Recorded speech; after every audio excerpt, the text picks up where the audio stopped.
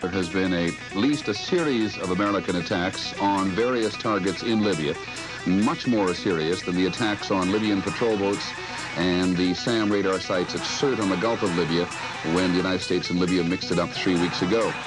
There's quite a lot of information that has come out of the Speaks briefing, and we'll tell you first, however, that the President is going to speak to the nation at 9 o'clock Eastern Time, and we shall, of course, be here for the President's address.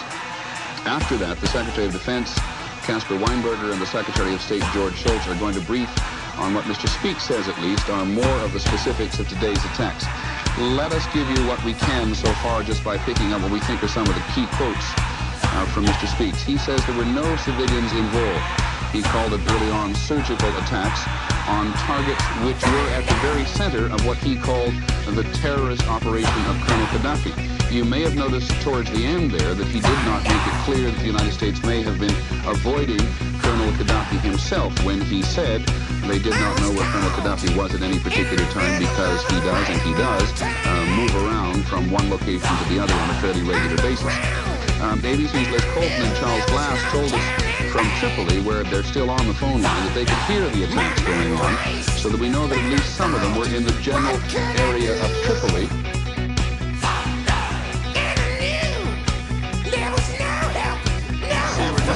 An alpha strike against Libya. An alpha strike is total and all-out destruction. As you can see, Mr. Speaks did refer to the following types of targets. We can't give you any more than generalizations at the moment. Command and control centers, intelligence centers, communication centers, and training facilities, which he said were used by Colonel Gaddafi as part of his worldwide campaign, as he put it, of terrorism. And the other thing that he has very specifically done is to link this particular series of attacks today. We know of at least 2 waves of bombings in the general area of Tripoli, was that the administration has linked it very directly to the attack on the Berlin discotheque, not this last but the previous weekend, when one American soldier was killed, and when, as you may recall, there was very last-minute information that American intelligence managed to get its hand on but could not communicate to American forces who were on duty in West Berlin. And the other key political phrase, at least so far, of what Mr. Speaks has had to say, is this is an effort to preempt Colonel Gaddafi from future attacks. That is the big question, of course, for the future. But he did go on to say that in various parts of the world, in Latin America, in Africa, in the Middle East, and in Europe, Colonel Gaddafi and various members of the Libyan People's bureaus, which are the Libyan embassies around the world, were preparing other attacks against American personnel and American targets. So there's a lot to talk about. Let's go first to John McCleffy, who is our national security correspondent and is standing by at the State Department in Washington. John, is it over?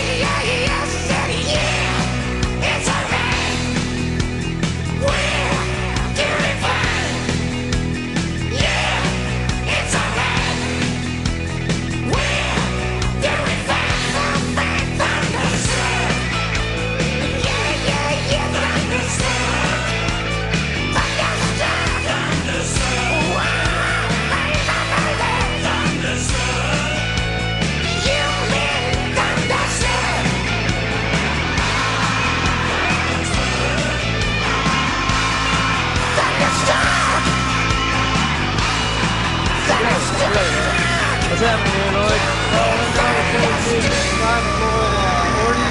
Up with the first load of bombs and APAM. The first strike, huh? The first strike is now being sent to the roof, and they're going to load them, and we're going to get them.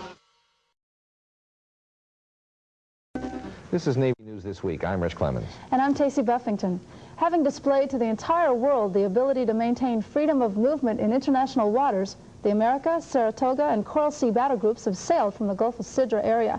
In a televised address at the Naval Academy, Chief of Naval Operations Admiral James Watkins shared the message President Reagan sent to the Sixth Fleet. The fundamental principle of freedom of the seas, so important to the economy and security of the free world, has been upheld in the face of a reckless and illegal Libyan attack. Your quick response and the bravery and professionalism displayed throughout this operation were an inspiration for all of us. You've sent a message to the whole world that the United States has the will and through you the ability to defend the free world's interests. Your determination and tireless response to a safer place, your courage, sacrifice, and dedication on all front lines of freedom are recognized and appreciated by all your countrymen. Well, Brigade of Midshipmen, you've joined a hell of a Navy. One of the big reasons exercises in the Gulf of Sidra were successful was the participation of USS Coral Sea back in the Mediterranean for the first time in 3 decades. Chief Jim Giusti reports on a special relationship between the 38-year veteran and her brand new air wing. The aircraft carrier USS Coral Sea returned to the Mediterranean after nearly a 30-year absence as a Sixth Fleet unit. 38-year-old carrier also brought with her Carrier Air Wing 13 and 4 squadrons of the FA-18 Hornet strike fighter. We've had many opportunities to explore the advances the F-18 provides to the carrier air warfare area. It has allowed Air Wing 13 in Coral Sea to prove herself. Coral Sea is 38 or 39 years old. A smaller flight deck, only 3 catapults, smaller hangar bay, fewer number of a lot of things. It's a super airplane to handle aboard ship. While we're keeping the Coral Sea running, the F-18 is a very operative weapons tool to go on it. The success of this deployment has been an air wing ship team effort. With a smaller CV, you have a lot closer relationship between the squadrons and ship's company. The air wing and the ship work well together. If there are problems, they're solved quickly. It's a very viable combat-ready team, and I think we're proving that now every day that we're out here in the Mediterranean. The FA-18 Hornet strike fighter has not only increased Coral Sea's combat readiness through its dual mission capability, but also through its maintainability. We found that during this cruise that the F-18 has turned out to be an exceptionally reliable aircraft to fix. The squadrons are able to effect quick and rapid turnaround on flight deck. At our level, it's proven to be exceptionally well thought out as far as its ability to take the WRAs from the F-18 and turn them around rapidly in our shops. For Navy News This Week, I'm Chief Petty Officer Jim Giusti on board the USS Coral Sea with the Sixth Fleet in the Mediterranean. Carrier battle groups, like the one led by Coral Sea, have been the staple of naval sea power projections since the Second World War. But as Chief Jim Geddes recently discovered, an additional battle group leader will soon be making its presence felt in the fleet.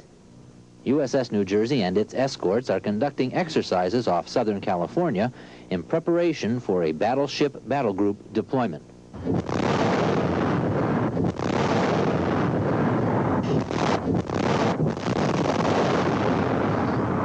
But what role will these leviathans of destruction have?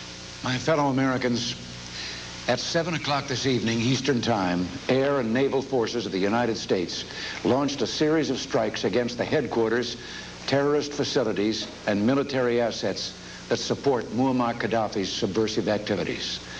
The attacks were concentrated and carefully targeted to minimize casualties among the Libyan people, with whom we have no quarrel. From initial reports, our forces have succeeded in their mission. Several weeks ago in New Orleans, I warned Colonel Gaddafi we would hold his regime accountable for any new terrorist attacks launched against American citizens. More recently, I made it clear we would respond as soon as we determined conclusively who was responsible for such attacks. On April 5th, in West Berlin, a terrorist bomb exploded in a nightclub frequented by American servicemen. Sergeant Kenneth Ford and a young Turkish woman were killed, and 230 others were wounded, among them some 50 American military personnel. This monstrous brutality is but the latest act in Colonel Gaddafi's reign of terror. The evidence is now conclusive that the terrorist bombing of La Belle discotheque was planned and executed under the direct orders of the Libyan regime. On March 25th, more than a week before the attack, orders were sent from Tripoli to the Libyan People's Bureau in East Berlin to conduct a terrorist attack against Americans to cause maximum and indiscriminate casualties. Libya's agents then planted the bomb. On April 4th, the People's Bureau alerted Tripoli that the attack would be carried out the following morning. The next day, they reported back to Tripoli on the great success of their mission. Our evidence is direct, it is precise, it is irrefutable. We have solid evidence about other attacks Gaddafi has planned against the United States installations and diplomats and even American tourists. Thanks to close cooperation with our friends, some of these have been prevented. With the help of French authorities, we recently aborted one such attack, a planned massacre using grenades and small arms of civilians waiting in line for visas at an American embassy. Colonel Gaddafi is not only an enemy of the United States. His record of subversion and aggression against the neighboring states in Africa is well documented and well known. He has ordered the murder of fellow Libyans in countless countries. He has sanctioned acts of terror in Africa, Europe, and the Middle East, as well as the Western Hemisphere. Today, we have done what we had to do. If necessary, we shall do it again. It gives me no pleasure to say that, and I wish it were otherwise. Before Gaddafi seized power in 1969, the people of Libya had been friends of the United States. And I'm sure that today most Libyans are ashamed and disgusted that this man has made their country a synonym for barbarism around the world. The Libyan people are a decent people, caught in the grip of a tyrant. To our friends and allies in Europe who cooperated in today's mission, I would only say, you have the permanent gratitude of the American people. Europeans who remember history understand better than most that there is no security, no safety in the appeasement of evil. It must be the core of Western policy that there be no sanctuary for terror. And to sustain such a policy, free men and free nations must unite and work together. Sometimes it is said that by imposing sanctions against Colonel Gaddafi or by striking at his terrorist installations, we only magnify the man's importance, that the proper way to deal with him is to ignore him. I do not agree.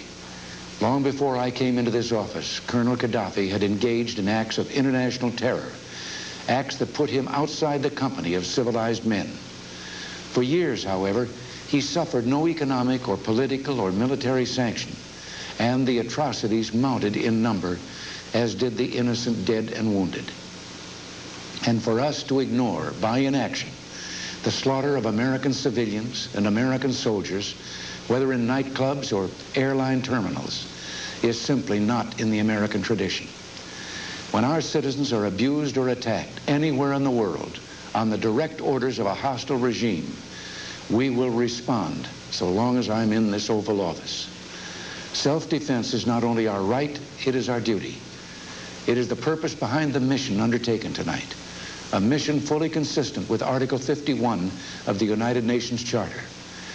We believe that this preemptive action against his terrorist installations will not only diminish Colonel Gaddafi's capacity to export terror, it will provide him with incentives and reasons to alter his criminal behavior. I have no illusion that tonight's action will ring down the curtain on Gaddafi's reign of terror. But this mission, violent though it was, can bring closer a safer and more secure world for decent men and women. We will persevere. This afternoon, we consulted with the leaders of Congress regarding what we were about to do and why. Tonight, I salute the skill and professionalism of the men and women of our armed forces who carried out this mission. It's an honor to be your commander-in-chief. We Americans are slow to anger. We always seek peaceful avenues before resorting to the use of force. And we did. We tried quiet diplomacy, public condemnation, economic sanctions, and demonstrations of military force. None succeeded. Despite our repeated warnings, Gaddafi continued his reckless policy of intimidation, his relentless pursuit of terror. He counted on America to be passive. He counted wrong. I warned that there should be no place on earth where terrorists can rest and train and practice their deadly skills. I meant it. I said that we would act with others if possible and alone if necessary to ensure that terrorists have no sanctuary anywhere. Tonight, we have. Thank you, and God bless you.